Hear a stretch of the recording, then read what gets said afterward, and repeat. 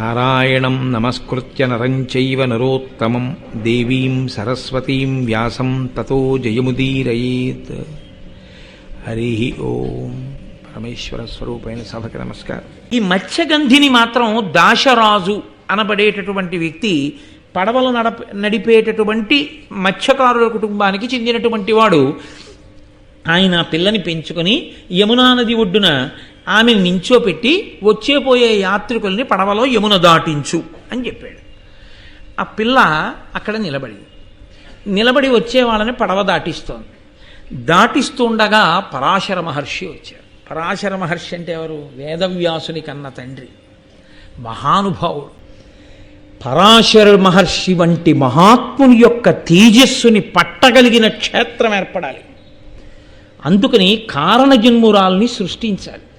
కారణజన్మురాలు పుట్టాలి అంటే ఉపరిచరవసువు వంటి మహాపురుషుని యొక్క వీర్యం గిరికలోకి కాదు వెళ్ళవలసింది, శాప విమోచనం కావలసినటువంటి అద్రికలోకి వెళ్ళి అద్రిక నుండి మత్స్యగంధి పుట్టి మత్స్యగంధి వంటి ఉపరిచరవసువు యొక్క వీర్యమునకు జన్మించినటువంటి గొప్ప క్షేత్రంలోకి పరాశరుని యొక్క తేజస్సు ప్రవేశిస్తే ఈ క్షేత్ర బీజ సంపర్కము చేత వేరొక మహాపురుషుడైన వేదవ్యాసుడు పుడతాడు. ఆయన పుడితే మీరు నేను తరిస్తాం. ఇప్పుడు పరాశర మహర్షిలో కామం కలగాలి. ఆయన కలుగుతుందా? ఒక్కనాటికి కలగదు. సత్యవతిని చూడగానే ఆయన మనసులో కామ ప్రచోదనం కలిగితే తప్ప వ్యాసుడు రాడు. వ్యాసుడు వస్తే తప్ప మీకు నాకు భారతం లేదు, వేద విభాగం లేదు, అష్టాదశ పురాణములు లేవు. ఇప్పుడంతటి మహాపురుషుడి మనసు కదపగలిగినది ఎవరు చట్టం చెయ్యగలరో, ఎవరు రద్దు చేయగలరో వారే చెయ్యాలి. కాబట్టి ఇప్పుడు పరదేవత ఏం చేయాలి? అంతటి మహాత్ముడి మనసు కామ ప్రచోదనం పొందేటట్టు చెయ్యాలి. ఆ వేదవ్యాసుడు పుడితే తప్ప మనకెవ్వరికీ లోకంలో జ్యోతి వెలగదు, మనకేమీ తెలియదు. వ్యాసుణ్ణి పక్కన పెట్టేశారనుకోండి మీరు, అంతే. పురాణములు లేవు, వేద విభాగం లేదు, భారతం లేదు, భాగవతం లేదు. ఇప్పుడు నాకు చెప్పండి, మీరు ధర్మం నేర్చుకోవడానికి ఏముంది? మీకు ఏమీ లేవు. కాబట్టి పాడైపోయేది ఎవరు? వ్యాసుడు పుట్టకపోతే మనమే పాడైపోతాం. మనం అందరం బాగుపడాలని, అందుకని ఆయనలో కామ ప్రచోదనం ఎంతవరకు అవసరమో అంతవరకే చేసింది పరాశక్తి. ఒక్క వ్యాసజననం వరకే. ఇంకా తర్వాత పరాశరుడికి ఎప్పుడూ కామం లేదు. అంటే అప్పుడు మీరు ఏమనుకోవలసి ఉంటుంది? ఇది పరదేవత యొక్క అనుగ్రహము. మహాపురుష జననము ఎందువలన జరుగుతుంది? పరాశక్తి నిర్ణయం చేస్తుంది. అందుకని ఉపరిచర వసువు యొక్క వీర్యాన్ని అద్రికలో ప్రవేశపెట్టి అద్రికలోంచి ఈ మహాతల్లి మత్స్యగంధి పుట్టేటట్టు చేసి, మత్స్యగంధి యందు పరాశరుడికి అభిమానం పుట్టేటట్టు చేసి, ఈ పరాశరుడు సత్యవతి కలిస్తే వేదవ్యాసుడు పుట్టేటట్టు పరదేవత చేసింది. అది భారతం, అది ధర్మ సూక్ష్మం.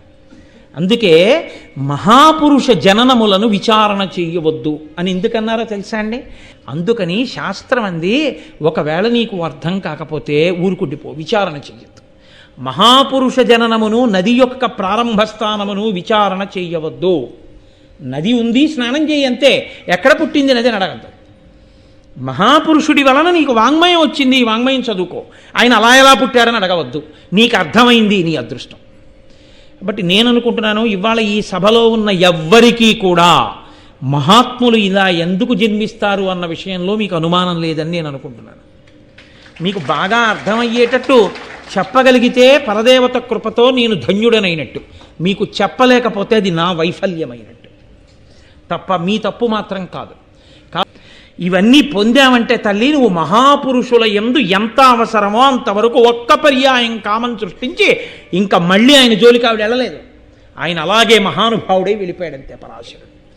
అంటే మన కొరకు ఎంత అవసరమో అంతవరకు ఆయన మనసు కదిలేట్టు చేసినటువంటి పరదేవతానుగ్రహాన్ని మీరు వింటున్నారని గుర్తు.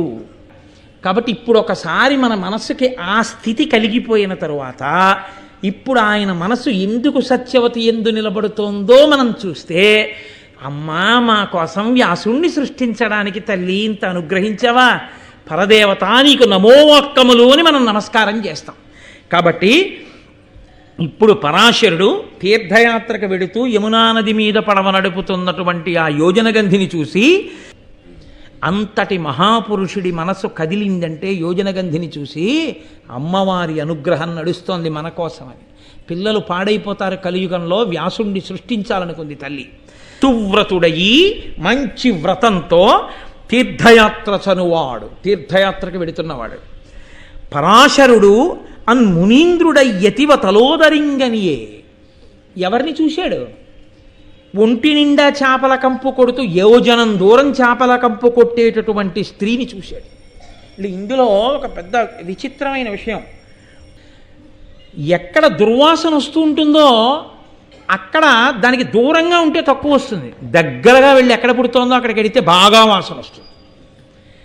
ఇంతటి మహానుభావుడు అంత దుర్వాసన వస్తున్నటువంటి మత్స్యగంధికి దగ్గరికి వెళ్ళి అసలు నిలబడి చూస్తాడండి ఆయన? మరి చూశాడు అంటే మన కోసం చూశాడు అని చెప్పాలి, పరదేవతానుగ్రహంగా చూశాడు అని చెప్పాలి. చూసి ఆమె యొక్క పొందు కోరాడు ఆయన. కోరితే ఆ మత్స్యగంధి పరాశరునితో అంది, నేను కన్యని, నా కన్యాత్వం పోతే నా తండ్రి నన్ను గడపలో అడుగు పెట్టనిస్తాడా? అటువంటి తప్పుడు పని చేసి ఇంటికి వస్తావా అంటాడు. కాబట్టి నువ్వు ఎంతటి మహాపురుషుడవైనా కావచ్చు, నీతో సంగమం నాకు ఎలా కుదురుతుంది? కుదరదండి ఆవిడ. అంటే ఆయన అన్నాడు, ఇది బహుశః పరదేవత అనుగ్రహం, లేకపోతే నా మనసు నీ యందు నిలబడ్డం ఏమిటి? నీకు వరం ఇస్తున్నాను, నీ శరీరము చేపల వాసన వస్తోందని కదంటున్నావు, ఇక నుంచి నీవు యోజనగంధి అవుతావు, మత్స్యగంధివి కావు. నువ్వు ఎక్కడ నిలబడతావో అక్కడి నుంచి యోజనం దూరం సువాసనలు వచ్చి ఆకర్షిస్తాయి. అదే యదర భరత వంశానికి కారణమైంది. ఋషి నోటి వెంట అనవసరంగా ఏ మాట రాదండి, అమ్మవారు పలికిస్తోంది. యోజనగంధివవుతో ఆ వాసనలే శంకర మహారాజుని తీసుకొచ్చాయి. అంటే నీ శరీరంలోంచి యోజనం దూరం సువాసనలు వస్తాయి. కాదు కాదు, నీ కన్యాత్వము చెడదు. 9 నెలలో 10 నెలలో నువ్వు గర్భమును ధరించక్కర్లేదు, సద్యగర్భంగా ఇప్పుడే నీకు మహాత్ముడు జన్మిస్తాడు నీ కడుపున. నీవు కన్యగానే ఉంటావు, నేను నీకు వరం ఇస్తున్నాను. పగటివేళ మంచు తెరలు సృష్టిస్తున్నాను నా యొక్క తపస్సు చేత. పరాశర మహర్షి యొక్క సంగమ ఫలితంగా నిజంగా ఈ సంఘటన జరిగినప్పుడు నేను చెప్పడం మర్చిపోయాను, కానీ యథార్థానికి పైన మంగళధ్వని చేసి అయ్యప్ప స్వామికి నీరాజనం ఇవ్వాలి, దేవాలయాలన్నిటిలో నీరాజనాలు ఎత్తాలి వ్యాసజననం జరిగితే. అంతటి మహానుభావుడు పుట్టాడు ఇవాళ.